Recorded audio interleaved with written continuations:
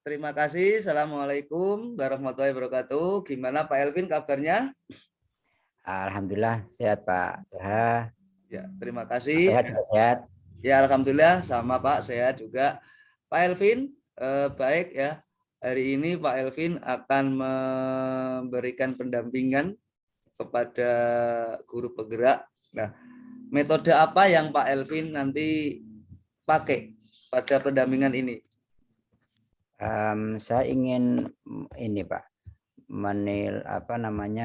mempraktekkan kompetensi coaching dalam hal mendengarkan aktif, tapi juga mengajukan pertanyaan berbobot Pak.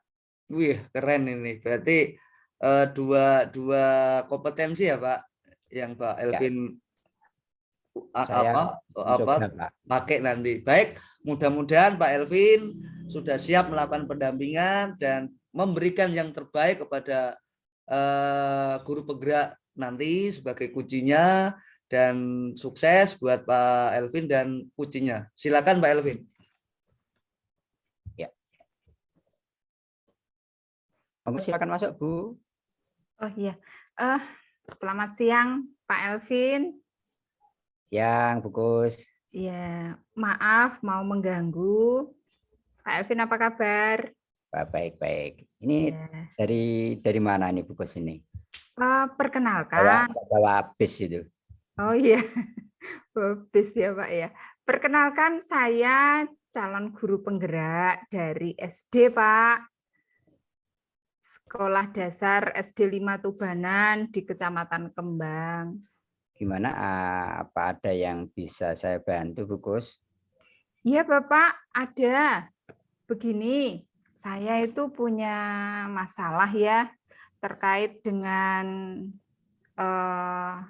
program guru penggerak, di mana untuk prinsip KHD itu kan ada untuk pembelajaran yang memerdekakan ya Pak ya. Ya.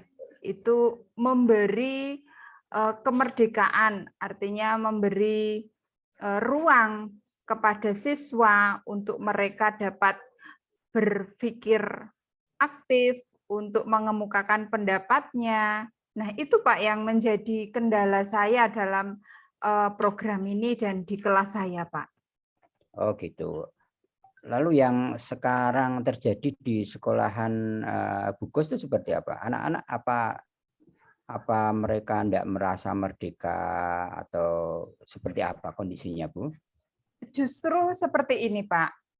Saya berusaha menerapkan prinsip belajar itu. Tetapi yang menjadi kendala saya adalah mereka itu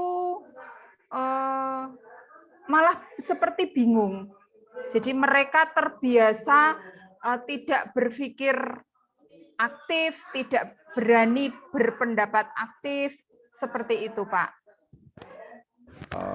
Nah, kira-kira ketakutan mereka untuk berpendapat, untuk aktif, itu yang melatar belakanginya apa Bu ya? Yang menyebabkan itu apa ya mereka takut seperti itu Bu ya?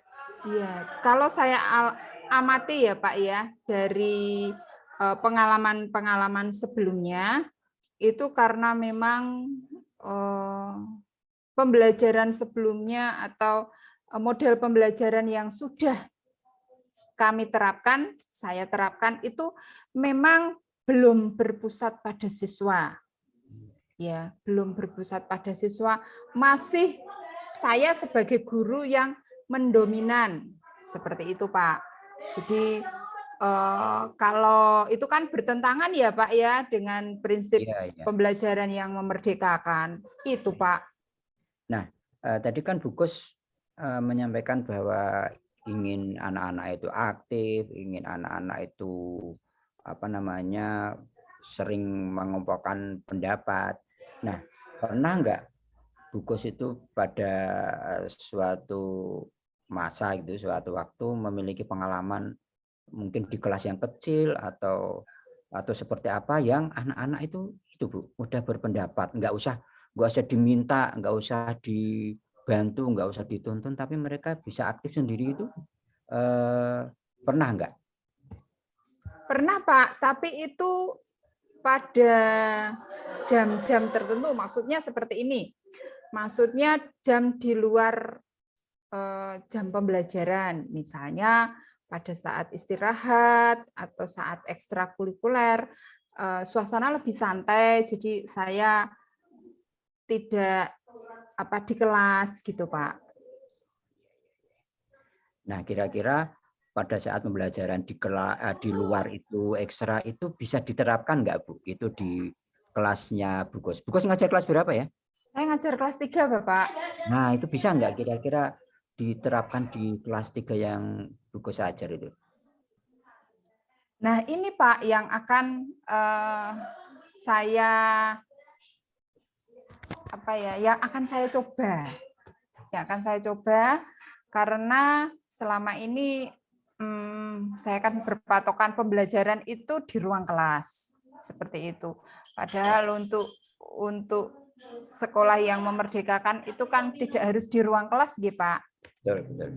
Okay. Ya, itu gagasan yang bisa Bu Gus terapkan ini enggak? Karena kalau memang anak-anak lebih suka belajar di luar, ya kenapa tidak dilakukan gitu misalnya ya. Ini karena melihat pengalaman Bu Gus. Yang penting kan nanti anak-anak prinsipnya kan belajar dan benar-benar sesuai apa yang mereka inginkan gitu. Nah, kemudian kalau misalnya Bu Gus ingin melakukan dan ingin membuat anak-anak itu aktif, itu harus persiapan apa saja yang Bu Gus lakukan ya? Yang perlu disiapkan kira-kira apa ya? Mungkin saya akan menyiapkan perangkat, maksud saya media-media, misalnya menggunakan Pak, benda konkret atau menggunakan pertanyaan-pertanyaan yang seperti merangsang anak untuk menstimulus anak agar mengeluarkan pendapatnya. Mungkin saya akan membuat tulisan-tulisan sehingga dia juga tidak hanya secara verbal, tapi secara tulisan juga. Itu bagaimana menurut Bapak, Pak? Atau ada langkah lain ya, Pak ya? Langkah saya ini sudah betul atau belum, Pak? Ya, saya kira semuanya tergantung tujuan yang ingin dicapai Bu Gus. Kriterianya seperti apa? Misalnya, apakah yang Bu Gus inginkan itu anak-anak belajar tanpa diminta, berpendapat tanya tanpa disuruh gitu, bertanya tanpa dipilih gitu, harus ini. Itu kalau misalnya Bu Gus nanti sudah menentukan kriteria keberhasilan anak-anak harus seperti apa capaiannya, maka seharusnya itu menjadi patokan. Oh, itu berarti sudah berhasil gitu. Jadi semuanya tergantung dengan tujuan yang Bu Gus tetapkan. Lah kira-kira sekarang Bu Gus ingin anak-anak seperti apa nanti secara konkret gitu. Katakanlah 5 indikator anaknya harus seperti apa. Iya. Iya. Saya ingin ya, Pak ya, anak yang aktif. Saya ingin aktif dalam hal untuk menggali potensi dirinya. Jadi tidak hanya saya bertanya mereka menjawab gitu, tidak hanya seperti itu, tetapi saya ingin memunculkan ini loh Bu, kalau misalnya dalam satu kompetensi dasar yang harus yang ingin kita capai, anak itu bisa memunculkan idenya sendiri tanpa harus saya tanya, itu Pak. Kemudian selanjutnya saya juga ingin mereka mengutarakannya itu dengan Pak ya, santai tanpa ada batasan gitu. Tapi dalam hal ini batasan yang baik gitu Pak. Jadi mereka menggali potensinya, tapi juga terarah. Jadi tidak bebas sebebas-bebasnya gitu. Seperti itu, Pak. Ya, ya ternyata Bukus sudah punya rencana-rencana, punya capaian-capaian yang ingin diinginkan. Misal dan itu pernah nggak ini disampaikan atau didiskusikan dengan kepala sekolah atau guru yang lain biar mereka mendukung misalnya? Kalau sampai dengan langkah ini belum, Pak. Oke. Merasa siap untuk melaksanakan rencana tersebut itu kapan itu bisa dilaksanakan, Bu Gus? Mulai membuat anak-anak aktif tadi, Bu.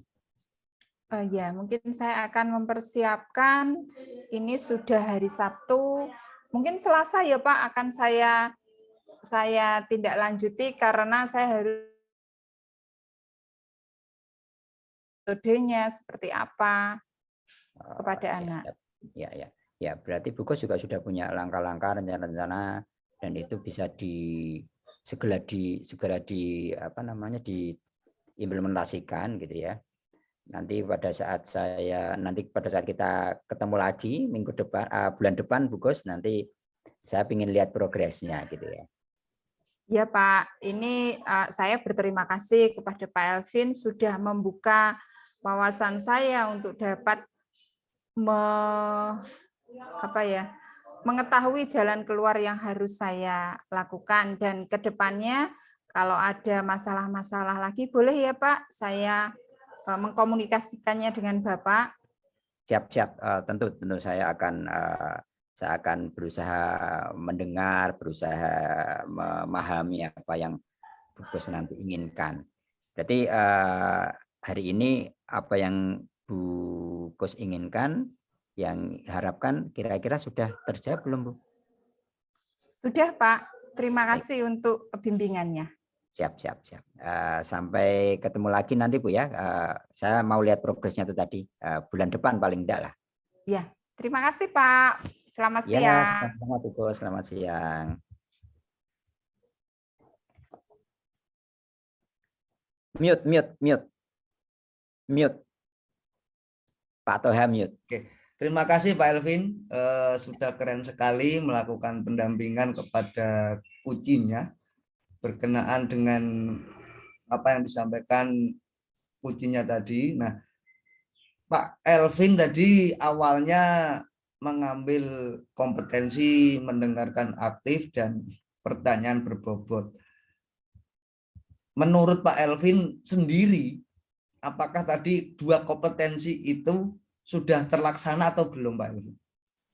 Ya, terima kasih Pak Toha. Saya merasa benar-benar mendengarkan ya yang pertama saya lakukan, karena saya nggak memiliki target tertentu, nggak punya asumsi bahwa calon guru penggerak tadi Bu Gus tadi itu sudah